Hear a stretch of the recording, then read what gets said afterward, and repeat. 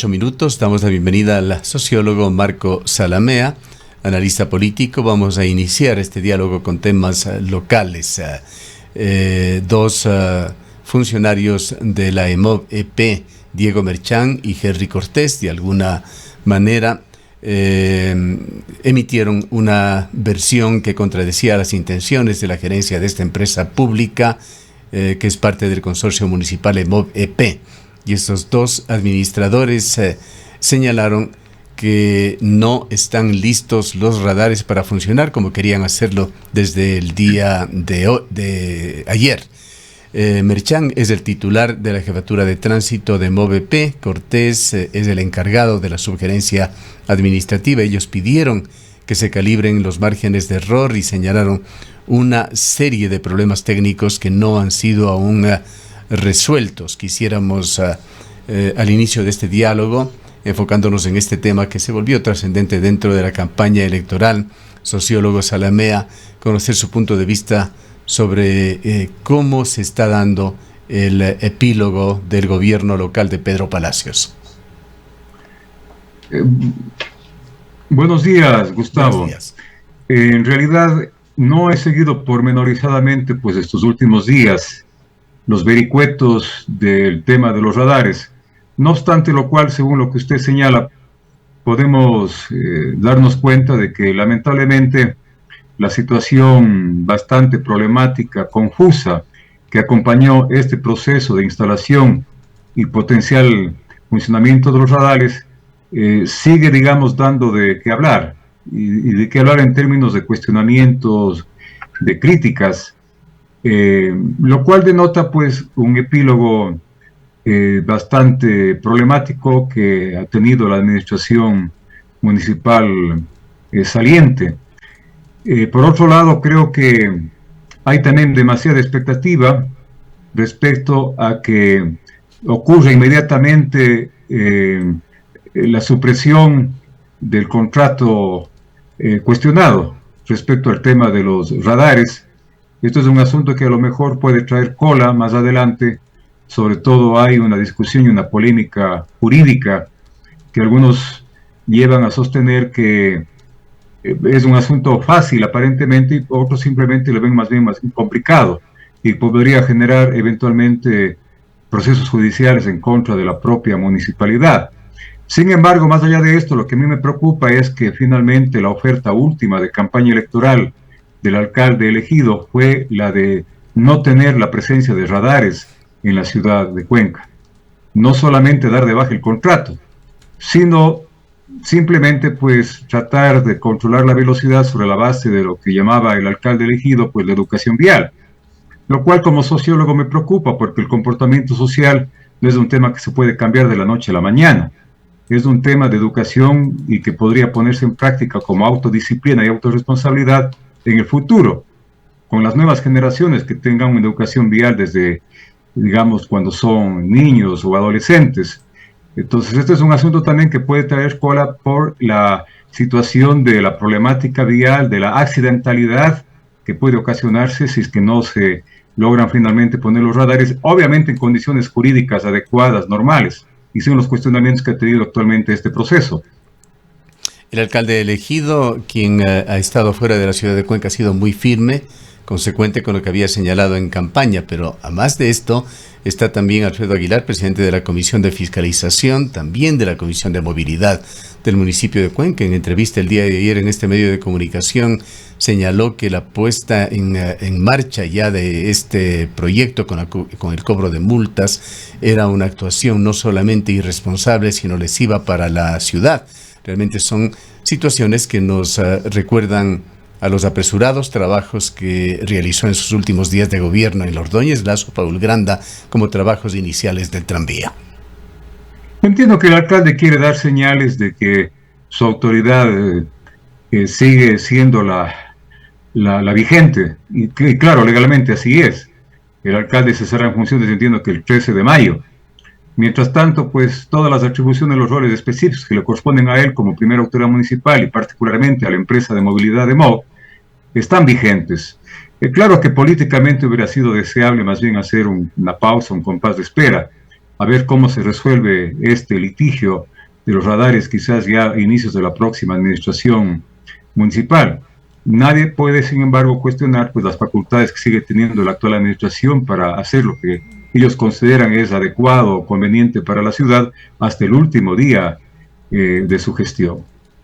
Bien, vayamos a los temas nacionales. No hay tranquilidad en el país. Hay una acción de alguna manera concertada entre las organizaciones sindicales, los indígenas, el frente de mayoría en la asamblea. Todos coinciden proponiendo acciones. Algunas de ellas se iniciarían tan pronto como el día de mañana, de acuerdo con el Frente Popular. El 8 de marzo es el día escogido por la CONAIE, el 7 de marzo de algunas otras organizaciones indígenas, etcétera, mientras la comisión ocasional que investiga las irregularidades en altos círculos del gobierno de Guillermo Lasso, en este caso denominado el Gran Padrino o Encuentro, entregará su informe posiblemente el día de mañana. ¿Cómo ve esta situación del país y hacia dónde cree usted que va a derivar? Hemos conversado con algunos analistas entre el día de ayer y el día de hoy. No se ven las condiciones exactamente para un levantamiento indígena con las características que se tuvo el año anterior en el mes de junio. Bueno, hay dos frentes que en este momento pues son conflictivos en la dinámica política nacional. Un frente sería, digamos, el escenario social, de la conflictividad social, que tiene como principal protagonista el movimiento indígena, y más específicamente, pues, la organización más fuerte de este movimiento, que es la CONAIE. Y el otro frente es el frente político, concentrado, condensado en este momento, pues, en la Asamblea Nacional, y a la espera, pues, de un pronunciamiento que se asume en el informe final de esta comisión multipartidista, de si es que se propone o no un juicio político, y eventualmente, pues, tendrá que, si esto sucede, la Asamblea Nacional en pleno determinar la viabilidad de ese juicio político. No está por demás, además, decir que esto podrá materializarse sobre la base de que hay un dictamen favorable de la Corte Constitucional. Entonces, yo creo que a nivel del frente del conflicto social, las cosas, yo realmente creo que no van más allá de los pronunciamientos de una retórica radical de la CONAIE. No existen, evidentemente, condiciones políticas para que se dé un paro con las características que efectivamente se dio en octubre de 2019 y en junio de 2022, porque el gobierno primero está amenazando con el uso de la fuerza, que ciertamente en una suerte de gobierno debilitado sería el canal y el mecanismo que use de manera más profusa para enfrentar un eventual paro. E incluso yo diría que al propio gobierno le convendría que exista una paralización para victimizarse, porque de hecho que una paralización perjudica no solamente, digamos, al gobierno, sino también a sectores poblacionales urbanos. Estoy hablando si es que se trataría de una paralización con las características más de tono rural, campesino e indígena, como las que hubieron en los años citados. Sin embargo, yo creo que si no se posibilita, no se viabiliza una salida política institucional, podría eventualmente darse más adelante, quizás después de algunos meses, de algunas semanas, una movilización social que ya no solamente implicaría al movimiento indígena en la realización de esta medida de hecho, sino también a sectores poblacionales urbanos, y ahí la cosa se volvería mucho más complicada. De tal manera que la posibilidad o imposibilidad de que eventualmente pueda darse un levantamiento social a nivel rural y a nivel urbano va a depender de lo que sucede a nivel del frente del conflicto institucional y particularmente de lo que decida la Asamblea Nacional. Se han barajado varias posibilidades. Por un lado está el tema del eventual juicio político, que a mi manera de ver sería el mecanismo y la salida institucional más adecuada, más viable. Permitiría una sucesión constitucional, pues, desde el punto de vista democrático, sin mayores traumas y sin violencia, es decir, una salida pacífica y democrática a la crisis política que está viviendo el Ecuador. Y eventualmente, pues, podría contar con los votos. Recordemos que el Partido Social Cristiano y el sector de Pachacuti se oponen a rajatabla a la posibilidad de una muerte cruzada desde la Asamblea, aplicando el artículo 130, porque no quieren favorecer electoralmente, digamos, a las posibilidades que tendría el correísmo de que en una eventual nueva elección después de 6 meses, pues puede efectivamente resultar el triunfador. Pero sin embargo, la destitución del presidente no implica que vayamos a elecciones inmediatamente, sino la finalización del periodo presidencial con la sucesión al cargo de presidente de la República del vicepresidente Borrero. Creo que el Partido Social Cristiano no vería mal que eso suceda. Igual el sector de Pachacuti, porque las elecciones serían en 2025, no habría alteración del calendario electoral normal. De tal manera que, si es que no se da el enjuiciamiento político al presidente de la República, las posibilidades de la muerte cruzada de la Asamblea o eventualmente la muerte cruzada dictaminada por el presidente de la República les veo bastante lejanas. El presidente de la República no tiene las condiciones políticas para detectar una muerte cruzada, está debilitado en su legitimidad, que en estos días se habla de un 12% según los últimos estudios de opinión de perfiles de opinión. Entonces la situación es bastante problemática. Si es que no hay esta salida, repito, política institucional, es probable que tengamos más adelante, pues no sé el tiempo, el plazo en el que pueda darse una salida más bien de facto o de hecho, como ya ha ocurrido en el Ecuador durante 3 gobiernos anteriores. Recordemos en el caso del gobierno presidido por Bucaram, por Maguad y luego por Lucio Gutiérrez. Aunque el otro escenario es que las Fuerzas Armadas hagan lo que no han hecho durante esos gobiernos mencionados, esos 3 gobiernos que prefirieron retirar el apoyo al presidente de la República y no disparar contra la gente, contra la población. ¿Está usted simplemente analizando escenarios, pero ¿son estos realmente posibles en esta situación contemporánea?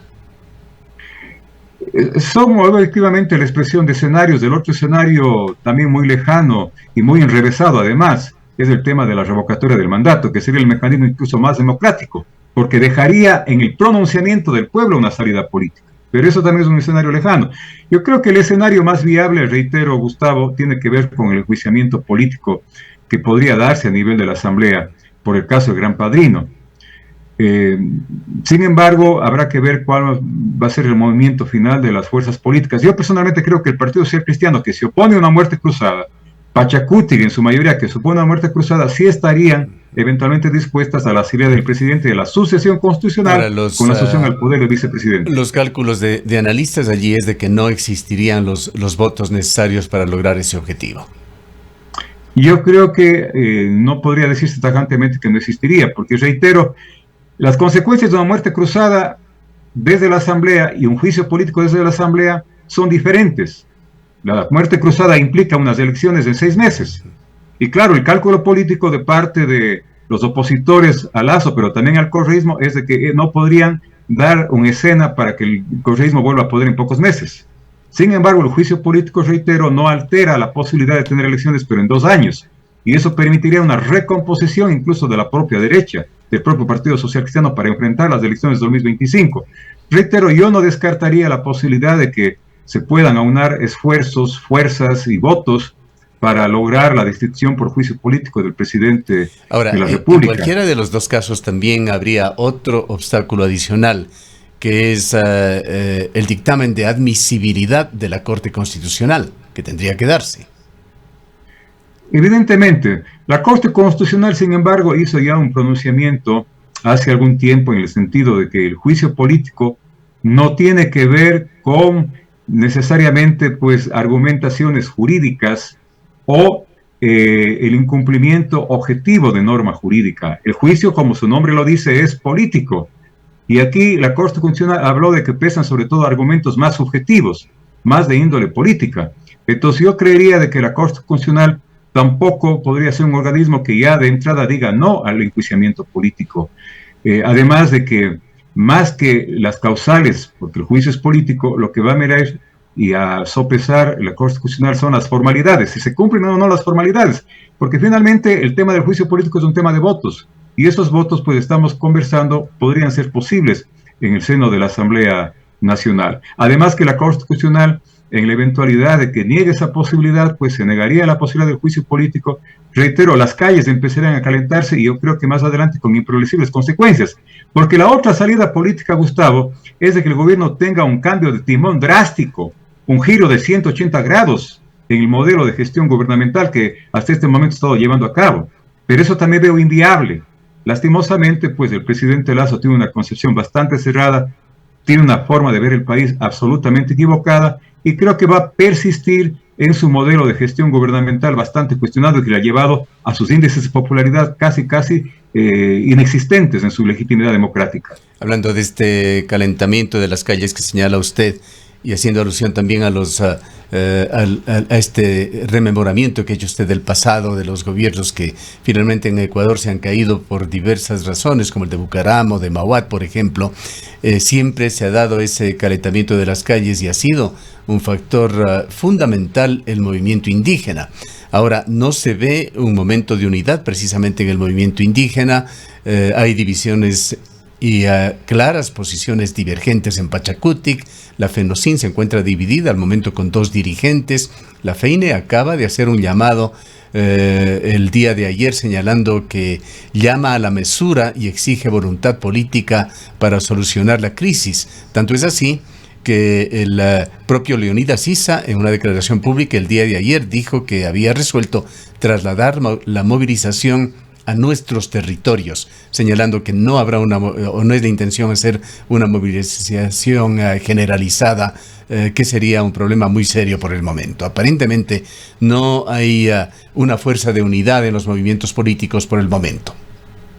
Sí, evidentemente lo que decía hace un momento, el paro nacional quedaría descartado en la coyuntura inmediata del Ecuador, no quedaría descartado a mediano plazo, qué sé yo, después de unos 4 o 3 meses.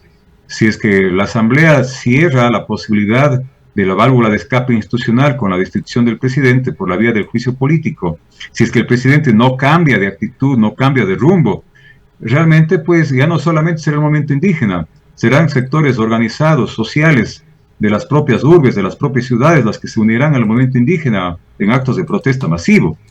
La inquietud sería qué pasaría en un levantamiento como el que se hubieron en el caso ecuatoriano pues en los años 90 o a principios del siglo XXI. Las Fuerzas Armadas estarán dispuestas esta vez, como lo hicieron históricamente, a retirar el apoyo al presidente de la República, o estarán dispuestas a defender a rajatabla, a sangre y fuego, a este impopular presidente que hoy tenemos en el Ecuador. Yo creo que se inclinaría por lo segundo.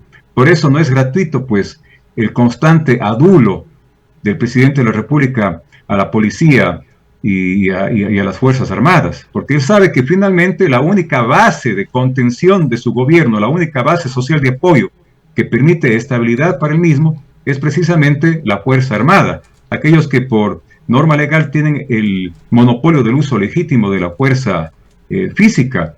Pero lo preocupante es que si es que el gobierno no cambia de rumbo y se sostiene solamente por la fuerza, vamos a tener un poco más de 2 años pues con una gestión absolutamente cuestionada, que está haciendo a llevar al país a una crisis social galopante, una crisis económica que no se ha resuelto, una crisis política constante e incluso una crisis ética, con los casos de corrupción reiterados que están señalándose y acusando los dedos precisamente al gobierno, los últimos de los cuales tienen que ver con el caso Gran Padrino, el Gran Informe, del cual incluso se puede desprender la posibilidad o la presunción de involucramiento del narcotráfico en las altas esferas del gobierno, encabezadas por el cuñado del presidente de la República, según la propia denuncia del portal digital periodística La Posta.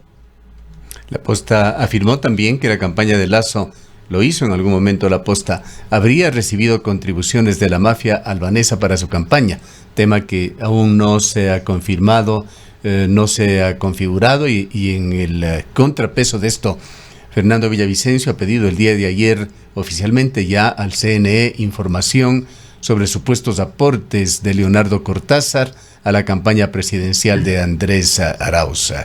¿Qué significado tienen estos 2 hechos que de una o de otra manera se están investigando, se está haciendo un seguimiento, pero que hasta el momento no son sino conjeturas y sospechas? Interesante hubiera sido que el asambleísta Villavicencio, muy acucioso y prolijo en cierto tipo de investigaciones, también lo haga en el caso que usted señaló al principio de esta última intervención, Gustavo, que se indague con la misma acuciosidad, prolijidad y profundidad este posible nexo en financiamiento económico a la campaña del presidente Lasso. Incluso Rubén Chers en una entrevista afirmó de que ellos participaron activamente en la campaña, en la última campaña en la que ganó el presidente Lasso. Y también lo haga en el caso, digamos, del candidato Arauz. O sea, pero que se juzgue con el mismo rasero. Yo más bien coincido con las apreciaciones que ha tenido el asambleísta por la provincia de la Azuay, Segovia, y que hablaba de que el asambleísta Villavicencio en unos casos sí se pone bastante investigador, en otros casos simplemente se hace de la vista gorda, podemos decirlo así de una manera coloquial. ¿En qué caso se hace de la vista gorda? Cuando se trata, digamos, de casos que involucran al actual gobierno, por la cercanía evidente que tiene Fernando Villavicencio, que en este momento, cuando solamente se trata de investigar el caso de la campaña de un candidato y no del otro, pues es evidente que está quizás en el rol de operador político del presidente Guillermo Lasso. Entonces eso desdice pues de su condición de un investigador imparcial, objetivo, como sí lo ha hecho la Posta, Gustavo, hay que reconocerlo. Nadie puede dudar del anticorreísmo de la Costa, pero cuando se trata de combatir al poder y sobre todo el involucramiento del poder en actos totalmente reñidos con la legalidad y con la ética, así lo están haciendo, yo pienso de una manera ejemplar, ¿no?, al periodismo de investigación. Finalmente, o cuánto pesa en este momento, en este clima bastante denso que se está viviendo en el país, el caso que está por iniciarse, parece que se hará ya en 2 días más, impulsado por la Fiscalía, la acusación a Lenin Moreno y a otras 36 personas, en el caso denominado originalmente INA Papers, ahora Sinohydro por la Fiscalía. Bueno, más vale tarde que nunca, ¿no? Sin embargo, la oportunidad con la que se anuncia el proceso, digamos ya de enjuiciamiento, luego de concluida la fase investigativa, se llama un poco la atención. Recordemos que hace más de un año, hace más de un año exactamente, la fiscal habló de que en las próximas semanas, es decir, debía ser hace unos 11 meses más o menos, iba a hacer un anuncio contundente respecto al caso INA Papers. Nunca lo hizo. Se ha esperado de que se publicite a este nivel el caso El Gran Padrino para la fiscal, de alguna manera pues tratar de disimular su falta también de adecuada acción respecto al caso Gran Padrino con el tema del caso INA Papers. También me parece que hay que poner un poco atención y evaluar de manera objetiva el papel de la Fiscalía, que también es bastante fuerte cuando se persiguen ciertos delitos de ciertos sectores políticos y en cambio bastante laxa la Fiscalía cuando se trata de perseguir o investigar delitos que corresponden a otros sectores políticos. La Fiscalía estuvo muy cercana al poder de Lenin Moreno. Hoy ya es un árbol caído Moreno, pues, y creo que bien le hace al actual presidente de la República que no solamente se hable del Gran Padrino, sino que empiece también a priorizarse en el escenario de la publicidad política el tema INA Papers. Y ahí estamos. Veamos cómo termina. De pronto, a lo mejor este es un caso que solamente va a durar algunas semanas o algunos días y después nos olvidamos. Además, recordemos que el principal implicado en este caso, Lenin Moreno, ya está prácticamente fuera del país. Qué interesante hubiera sido de que cuando se hizo la denuncia, incluso el propio, me parece, el asambleísta Villavicencio, el periodista Cristian Zurita, hablaron del tema. No se les paró mucha bola, para decirlo también de una manera popular. Pero este momento la Fiscalía lo hace, ¿no?, en condiciones y en una coyuntura bastante peculiar que se presta para suspicacias. Pero bueno, reitero, pues, ojalá este y los otros procesos adelanten, ¿no?, de una manera adecuada. Concluiríamos interpretando su convicción, sociólogo Zalamea, de que la Fiscalía opera también con fines políticos. Sin duda, lo hizo durante el gobierno de Rafael Correa. Lo hizo durante el gobierno de Lenin Moreno. La Fiscalía sirvió a los intereses políticos del gobierno de Lenin Moreno. En este caso hablemos de los fiscales, en este caso Diana Salazar. Sí, exactamente.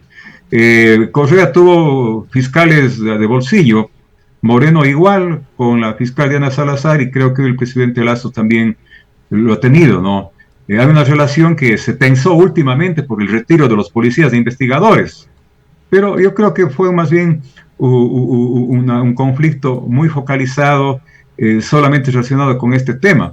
Pero en general, la Fiscalía ha sido muy contemplativa en relación a los últimos poderes gubernamentales, el de Moreno y el de Lazo. Solamente la presión social, la presión de la opinión pública puede obligar a que efectivamente la Fiscalía se deshaga de esos compromisos, de esos condicionamientos políticos, que son parte además de un fenómeno global que no ha desaparecido en el Ecuador.